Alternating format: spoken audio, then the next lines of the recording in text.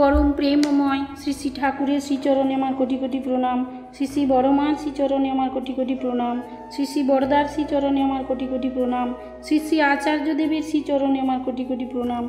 ठाकुर परिवारेर प्रति प्रत्येकेर चरणे आमार कोटि कोटि प्रणाम। आज के आमी आलोचना करब श्री श्री ठाकुरेर लोकपालेर जीवन जाते निश्चिंत हय, निरुद्विग्न हय, मा सर्वदा सेई दिके लक्ष्य राखतेन। सेई रकम किछु घटना बोलबो, खूब आश्चर्य घटना जा शुनले अबाक होते हय। ठाकुरेर ऊपर गभीर विश्वास भरसाओ छिलो बड़ मार एबं खूब जे भक्ति करतेन तार किछु निदर्शन आमी एखाने सेई गल्पेर माध्यमे तुले धरछि। पाबनाय थाकाकालीन श्री श्री ठाकुर माझे माझे कलकाताय आसतेन। कलकातार विभिन्न एलाकाय बाड़ी भाड़ा निये थाकार व्यवस्था हतो। तखन श्री श्री ठाकुर परिवारे अनेके मानिकतलार काछे एकटा दोतला बाड़ीते बसबास करतेन। दोतलार एक घरे श्री श्री ठाकुर थाकतेन। सेई घरे श्री श्री ठाकुरेर समस्त जिनिसपत्र बड़ मा गुछिए राखतेन, खूब যত্ন सहकारे गुछिए राखतेन। एवं रेणुदी एवं अन्यान्य एकजन दुजन मा उनाके ओई काजे सहायताओ करतेन। तो एकदिन हठात् भूमिकम्प हलो, समस्त बाड़ी दुलछे। श्री श्री ठाकुर भक्तদের सकलके निये बाइरे चले एसेছেন। सबाई बाइरे থেকে लक्ष्य করছেন श्री श्री बड़ मा बाड़ीतेই আছেন। ঠাকুর ঘরের জানালা ধরে দাঁড়িয়ে আছেন। শ্রী শ্রী ঠাকুর বারবার চেঁচিয়ে নামতে বলছেন, কিন্তু বড় মা নামছেন না কিছুতেই। দেখা গেল কিছুক্ষণ পরে ভূমিকম্প থেমে গেল। সকলে মাকে জিজ্ঞাসা করলেন, মা সবাই নেমে গেল, আপনি নামলেন না কেন? আপনার ভয় করেনি? মা তখন বলছেন, দেখ আমি ঘরে থাকলে ঠাকুর কিছুতেই সে ঘর ভাঙতে দেবেন না, আর আমি নেমে গেলে घर यदि भेंगे जेत ताहले ठाकुरेर बहु जिनिस नष्ट हो जेत। आमी कि ता होते दिते पारी? स्वामीर प्रति, ठाकुरेर प्रति तार कि विश्वास एवं तार प्रतिटा जिनिसेर प्रति श्री श्री बड़ मार कत सतर्कता। कोनो प्राणेर भयও तिनि करेननि जाते करे ठाकुरेर जिनिसगुलो नष्ट ना हये जाय, ताई तिनि सेखाने दाঁড়িয়েছিলেন। कि अद्भुत ना। आबार एकबार श्री श्री बड़ मा खूब राजभारी छिलेन, किन्तु भेतरटा खूब नरम, खूब सहज सरल, खूब भालो मनेर मानुष, सबार दरद बुझतेन। सबाइके तिनि जे मा, सबाइके मायेर मतो आगले राखतेन एबं मायेर मा हये सन्तानेर जे कि कखन कि दरकार सेटा तिनि सब लक्ष्य करतेन एबं सबार विपदे आपदेও पाशे दाঁড়াতেন। सेई रकम एकटी गल्प बोलछि। एकबार एक मा मायेर काछे एसे अझरे काँदছে। बार बार मा जिज्ञासा करছেন, কি হয়েছে বল, কি হয়েছে বল। কিছুতেই সে তার কথা বলছে না, কিছু কোনো কথাই বলছে না। কিন্তু মা কোনোভাবেই ধৈর্যচ্যুতিও হচ্ছেন না। মা ঠিক ধৈর্য ধরে তাও অনেকক্ষণ ধরে তাকে জিজ্ঞেস করে যাচ্ছেন, কি হয়েছে বল, কি হয়েছে বল। শেষে সেই মাটি যখন জানালো যে তার বাড়িতে 2-3 দিন রান্না হয়নি এবং তার ছেলের খুব জ্বর, সে তাই জন্য এসে কাঁদছে, সে কি করবে। তাই মায়ের কাছে এসে সে তার দুঃখের কথা জানালো। তখন শ্রী শ্রী মা একটু রেগেও গিয়েছিলেন যে তুই এতক্ষণ বললি না কেন, এই খবরটা অনেক আগে তোর দেওয়া উচিত ছিল। দিয়ে মা চটজলদি কী করলেন, সেই শিশুটির চিকিৎসার জন্য ব্যবস্থা করলেন এবং তার বাড়িতে প্রয়োজনীয় দ্রব্য সামগ্রীও কিছু কিছু পাঠিয়ে দিলেন তার বাড়িতে। তো এই রকমই দুপুরে ঠাকুর ভোগের পরে মায়েদের জন্য ঠাকুর সময় রাখতেন, মায়েদের কথা শুনতেন, তাদের নানা রকম সমস্যা বা নানা রকম হাসি, নানা রকম কথাবার্তা বলতেন।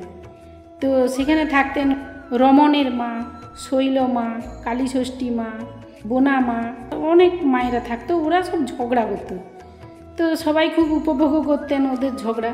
কিন্তু যখন ঝগড়াটা যখন মাত্রা ছাড়িয়ে যেত তখন শ্রী শ্রী বড় মা আসতেন।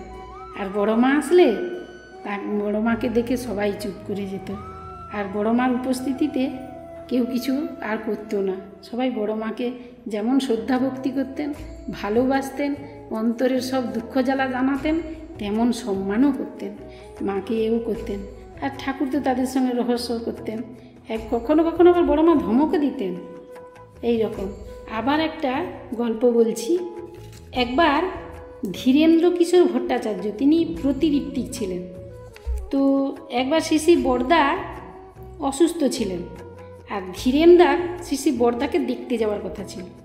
উনি দেখতে না গিয়ে শ্রী ঠাকুরকে এসে প্রণাম করতেই শ্রী ঠাকুর জিজ্ঞেস করলেন, ধীরেন, ও ধীরেন, বড় খোকাকে দেখতে গিয়েছিলি? তখন ধীরেনদা বলছেন, আগে যাইনি, যাব। এই বলে তিনি শ্রী ঠাকুরকে প্রণাম করে বড় মাকে প্রণাম করে উঠতেই বড় মা জিজ্ঞেস করলেন, এই ধীরেন, ঠাকুর তোমাকে কি জিজ্ঞাসা করেছিল? তখন তিনি বলছেন, আগে বাবাকে দেখতে গিয়েছিলাম কিনা জিজ্ঞেস করলেন। আর তখন বড় মা বলছেন, তুমি কি বললে? তখন তিনি বললেন যে আগে আমি যাইনি, বলেছি যাব।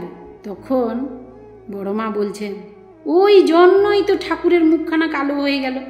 খানিকটা রুষ্ট স্বরেই বললেন, কেমন তীক্ষ্ণ নজর, শ্রী ঠাকুরের মুখ, তিনি ভাব সব বুঝতে পারতেন, কি কারণে কি হয় না হয় সব বুঝতে পারতেন।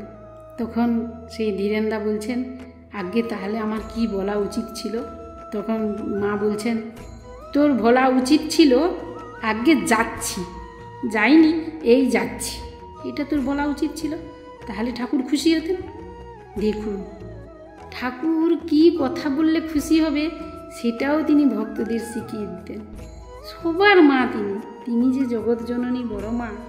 বড় শ্রী ঠাকুর বলতেন না, বড় বউ কত এই সংসার ইউনিভার্সিটিতে কত পাস করে তবেই না বড় বউ হয়েছেন।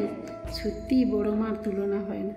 আমরা যে এই নারীর নীতিতে পড়ি, যে যত নীতি পড়ি, যত নিয়ম পড়ি, সব বড় মাই তার বাস্তব রূপ।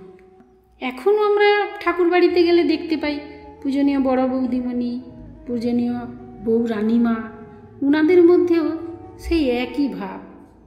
সবাই স্বামীকে শ্রদ্ধা, ভক্তি, ভগবানের মতো ভক্তি করা, ভালোবাসা, তাঁর সব সুখ দুঃখের খবর রাখা, তিনি কিসে খুশি হবেন, কিসে আনন্দ পাবেন, কিসে দুঃখ পান, সব দিক দিয়ে যেন আগলে রাখেন, যাতে করে তার লোকপালিত জীবন খুব সুন্দরভাবে হয়, কোনো রকম কষ্ট যেন না হয়।